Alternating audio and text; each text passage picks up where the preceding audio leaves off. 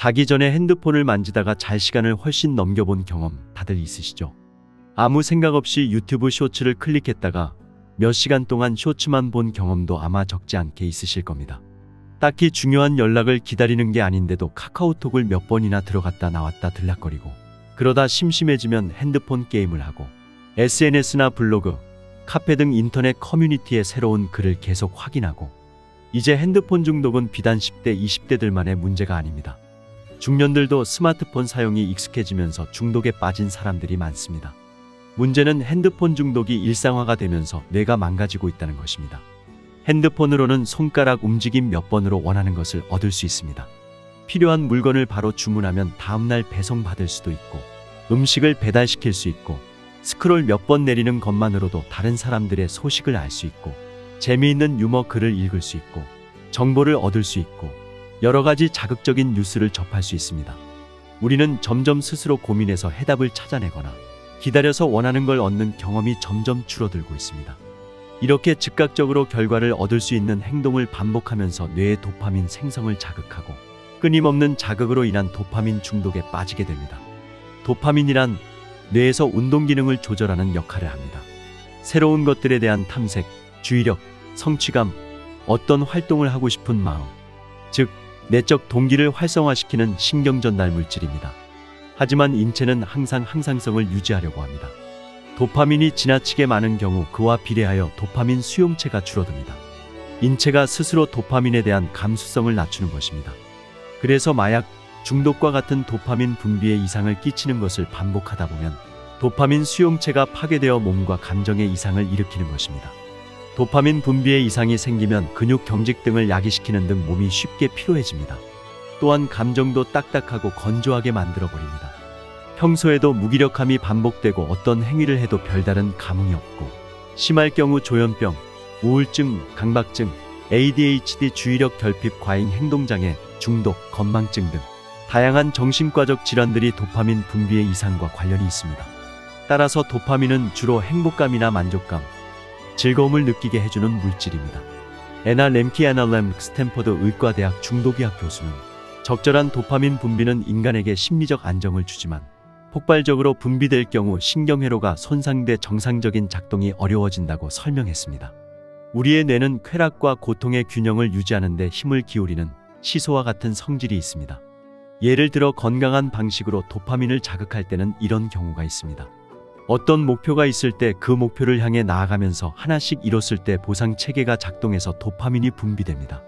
좋아하는 음악을 들을 때, 좋아하는 음식을 먹을 때, 새로운 지식을 습득할 때 등 고통을 느끼는 만큼의 쾌락이 따라옵니다. 하지만 핸드폰은 매우 즉각적입니다. 따라서 핸드폰을 하는 것으로 쾌락을 느끼는 순간 다시 또 핸드폰을 만지고 싶은 욕구를 느낍니다. 핸드폰 만지는 것은 매우 쉬운 활동입니다. 그러다 보니 아무 거리낌 없이 핸드폰을 몇 시간이고 붙잡고 있게 됩니다. 그렇게 쾌락에 점점 중독되면서 더 큰 쾌락이 주어지지 않으면 삶이 무의미해지고 감정이 건조해집니다. 더한 자극과 쾌락을 추구하게 되면서 전두엽의 충동 조절 기능도 떨어지게 됩니다. 핸드폰도 중독되면 마약 중독과 마찬가지로 뇌의 모양과 크기가 물리적으로 변한다는 충격적인 연구 결과도 있습니다. 마약 중독자는 뇌에서 회백질 양이 적습니다. 회백질은 사람의 감정, 말, 시각, 청각, 기억 및 자제력을 통제하는 역할을 하는데, 놀랍게도 핸드폰 중독자의 뇌에서도 마약 중독자 뇌처럼 회백질이 적습니다. 무심코 사용하는 핸드폰이 나를 마약 중독자의 뇌처럼 만든다는 게 놀랍지 않으신가요? 핸드폰은 잘 사용하면 무척 편리한 도구이지만 남용했을 경우 나를 망치는 도구가 됩니다. 여러분의 하루 핸드폰 사용량은 얼마나 되시나요? 요즘은 핸드폰으로 스크린 타임이라고 해서 내가 얼마나 핸드폰을 사용하는지 체크할 수 있습니다. 심지어 무슨 앱을 얼마나 사용하는지도 나옵니다.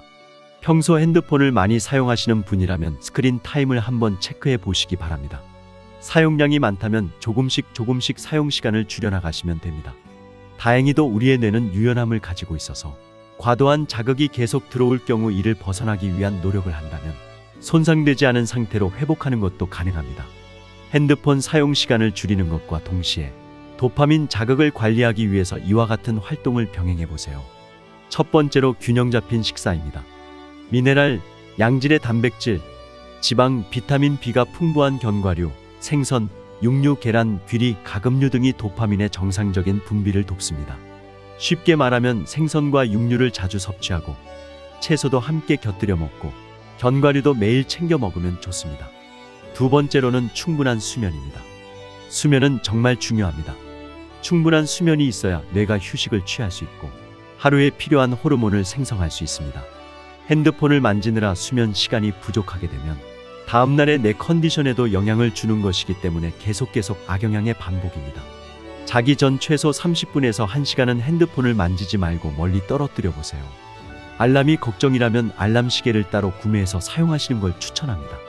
핸드폰을 사용하면 도파민이 계속 자극되기 때문에 더욱 잠에 들기 어려워집니다. 세 번째로는 운동입니다. 가벼운 운동이라도 좋으니 신체를 움직이며 활동해 보세요. 도파민에 중독되면 근육도 경직되고 감정도 경직됩니다. 운동을 하면서 몸에 활력을 돌게 하고 건강히 흘린 땀으로 내 감정도 자극을 주세요. 너무 거창하지 않아도 됩니다. 밖에 나가서 일정 시간 걷고 뛰고 오는 것만으로도 충분합니다. 네 번째로는 취미생활입니다. 핸드폰을 만지는 것 외에 다른 취미생활을 만들어 보세요. 손을 움직일 수 있는 뜨개질, 자수, 만들기 활동도 좋고 여러 재료를 사용하며 다양한 시도를 할 수 있는 요리도 좋고 책 읽기도 좋습니다.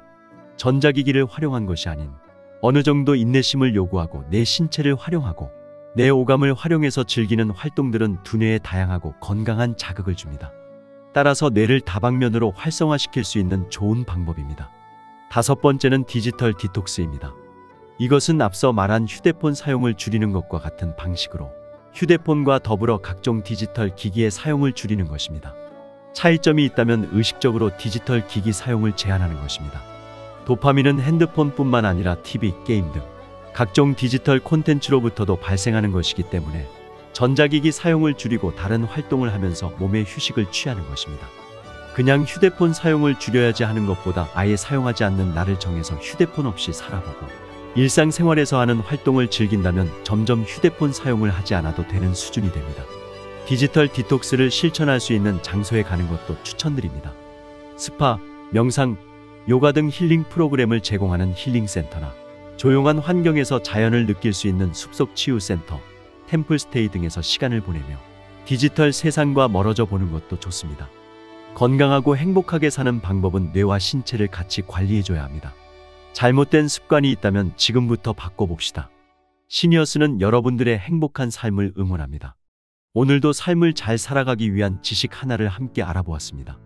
이번 내용이 도움되셨다면 구독과 좋아요 부탁드립니다. 본인의 경험이나 좋은 의견이 있다면 댓글로 공유해주세요. 많은 분들에게 도움이 될 것입니다. 오늘도 즐거운 하루 보내시길 바랍니다. 감사합니다.